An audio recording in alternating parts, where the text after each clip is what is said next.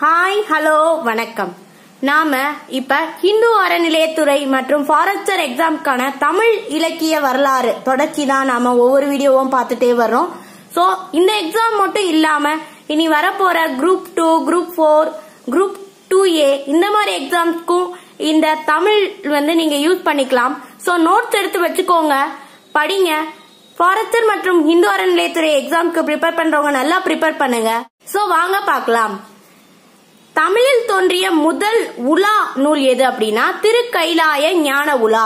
இதுதான் தமிழில் தோன்றிய முதல் உலா. தமிழில் பாரதம் பாடியவர் யார் அப்படின்னா வில்லிபுத்திரர். தமிழில் பாரதம் பாடியவர் யாருன்னா வில்லிபுத்திரர். தமிழில் முதல் சதக இலக்கியம் என்னன்னா திருச்சதகம். திருச்சதகம் அப்படின்றதுதான் தமிழ்ல முதல் சதக இலக்கியம்.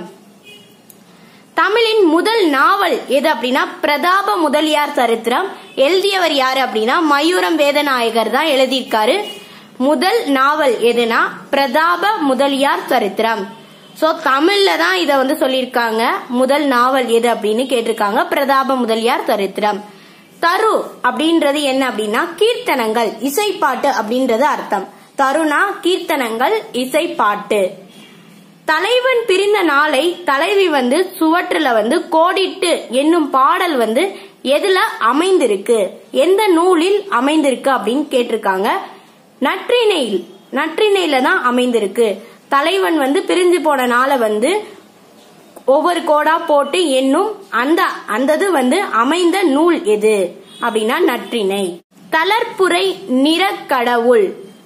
தளர்ப்புரை நிறக்கடவுள் தந்த தமிழ் என்று தமிழை சிவன் தந்ததாக பாடியவர் யாரு அப்படின்னா கம்பர்.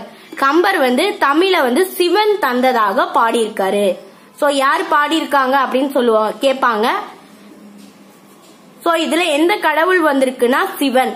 சோ இந்த வரி கொடுத்து இதுல எந்த கடவுள் இருக்காரு அப்படின்னு கேட்கலாம். சிவன். தனி பாடல்களின் தொகுப்பு என அழைக்கப்படும் சங்க நூல்கள். தனி பாடல்களின் தொகுப்பு என அழைக்கப்படும் சங்க நூல்கள் எதுனா நற்றிணை, குறுந்தொகை, அகநானூறு, புறநானூறு. நற்றிணை, குறுந்தொகை, அகநானூறு, புறநானூறு. திருச்சீரலைவாய். திருச்சீரலைவாய் என்று அழைக்கப்படுற ஊர் எது அப்படின்னா திருச்செந்தூர். திருவள்ளுவரை போற்றும் சைவ சித்தாந்த நூல் எது அப்படின்னா நெஞ்சு வீடு தூது. சைவ சித்தாந்த நூல் எது அப்படின்னு கேட்கலாம். நெஞ்சு வீடு தூது. சோ சைவ சித்தாந்த நூல் நெஞ்சு வீடு தூது அப்படின்னு இருக்கு. சோ எதை போற்றுது அப்படின்னு கேட்டா திருவள்ளுவரை போற்றும் நூல். திருமாலிசை ஆழ்வாரோட இயற்பெயர் பக்தி சாரார். தேம்பாவணி அரங்கேற்றப்பட்ட இடம் எதுனா மதுரை. தேம்பாவணி அரங்கேற்றப்பட்ட இடம் எதுனா மதுரை. தேவர் உலகில இருந்து பூலோகத்திற்கு கரும்பு கொண்டு வந்த பரம்பரை அப்படின்னு யார சொல்றாங்கன்னா அதியமானதா சொல்றாங்க. தேவர் உலகில இருந்து பூலோகத்திற்கு கரும்பு கொண்டு வந்த பரம்பரை அப்படின்னு யார சொல்றாங்கன்னா அதியமான சொல்றாங்க. தொகையும் பாட்டும் பிறந்த காலம் எது, எந்த காலம் அப்படின்னு கேக்குறாங்க. கடைசங்க காலம். தொகையும் பாட்டும் பிறந்த காலம் எது அப்படின்னா கடைசங்க காலம். திவ்ய கவி என அழைக்கப்படுறவங்க யாரு அப்படின்னா பிள்ளை பெருமான் ஐயங்கார். இவங்க தான் திவ்ய கவி அப்படின்னு அழைக்கப்படுறாங்க. திவ்ய கவி அப்படின்றது பிள்ளை பெருமான் ஐயங்கார்.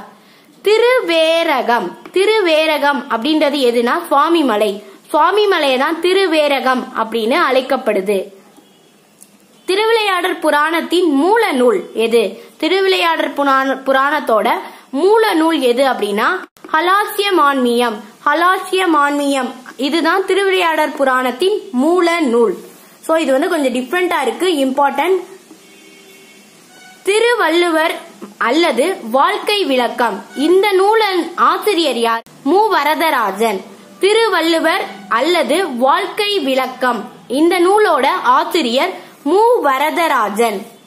திருமங்கை ஆழ்வாரின் இயற்பெயர் கலியன். திருமங்கை ஆழ்வாரின் இயற்பெயர் கலியன். சோ திரும்பியும் ரிப்பீட்டா இந்த மாதிரி கொஸ்டின் கேட்டிருக்காங்க. திருமாலிசை ஆழ்வாரோட இயற்பெயர் என்ன? இதுக்கு முன்னாடி தான் பார்த்தோம். சோ இந்த மாதிரி திருமங்கை ஆழ்வார், திருமாலிசை ஆழ்வார் இவங்களோட இயற்பெயர்கள் ஞாபகம் வச்சுக்கோங்க. ஒரு இதுல தனியா நோட் பண்ணி வச்சுக்கோங்க இவங்களோட இயற்பெயர்கள் எல்லாம். திருமங்கை ஆழ்வார் மன்னராக வீற்றிருந்த நாடு எது அப்படின்னு கேட்பாங்க. திருவாலி நாடு. திருமங்கை ஆழ்வார் மன்னராக வீற்றிருந்த நாடு எது அப்படின்னா திருவாலி நாடு. திருவாலி நாடு. திருப்பள்ளி எழுச்சி பாடிய நாயன்மார் யாரு அப்படின்னா மாணிக்க வாசகர். திருப்பள்ளி எழுச்சி பாடிய நாயன்மார் யாருன்னா மாணிக்க வாசகர். திருநெல்வேலி சரித்திரம் இதை எழுதியவங்க யாரு அப்படின்னா டாக்டர் கால்டுவெல். ராபர்ட் கால்டுவெல் அப்படின்னு சொல்லுவாங்க. டாக்டர் கால்டுவெல் இவர் தான் திராவிட மொழியியலின் தந்தை அப்படின்னு அழைக்கப்படுறாங்க. டாக்டர் கால்டுவெல் இவர் தான் திருநெல்வேலி சரித்திரம் அப்படின்ற நூலை எழுதியிருக்காரு. திருநாவுக்கரசரை துன்புறுத்திய மன்னர் யாரு அப்படின்னா மகேந்திரவர்மன். திருநாவுக்கரசரை துன்புறுத்திய மன்னன் யாருன்னா மகேந்திரவர்மன். திருநாவுக்கரசரால சைவத்திற்கு மாறிய மன்னன் யாரு அப்படின்னு கேட்பாங்க. மகேந்திரவர்மன். திருநாவுக்கரசரை துன்புறுத்திய மன்னன் யாரு அப்படின்னு கொஸ்டின் வரலாம். மகேந்திரவர்மன். திருநாவுக்கரசருக்கு சமண மதத்துல எந்த மதத்துலனா சமண மதத்துல கொடுக்கப்பட்ட பட்டம் எது அப்படின்னா தர்மசேனர். திருநாவுக்கரசருக்கு சமண மதத்தில் கொடுக்கப்பட்ட பட்டம் தர்மசேனர். சோ இதுதான் தமிழ் இலக்கிய வரலாறு ஃபாரஸ்டர் மற்றும் இந்து அறநிலையத்துறைக்கு நாம கண்டினியூவா பார்த்துட்டு வர்ற ஒரு பகுதி. சோ இந்த வீடியோ எப்படி இருக்கு அப்படின்னு கமெண்ட்ல கமெண்ட் பண்ணுங்க. இந்த வீடியோ பிடிச்சிருந்தா லைக் பண்ணுங்க. உங்க ஃப்ரெண்ட்ஸ்க்கு மறக்காம ஷேர் பண்ணுங்க. கற்பது ஐஏஎஸ் இன்னும் சப்ஸ்கிரைப் பண்ணனா மறக்காம சப்ஸ்கிரைப் பண்ணுங்க. கற்பது ஐஏஎஸ், கற்பிப்பது நாங்கள் அல்ல, நம் தமிழ் மொழி. நன்றி, வணக்கம்.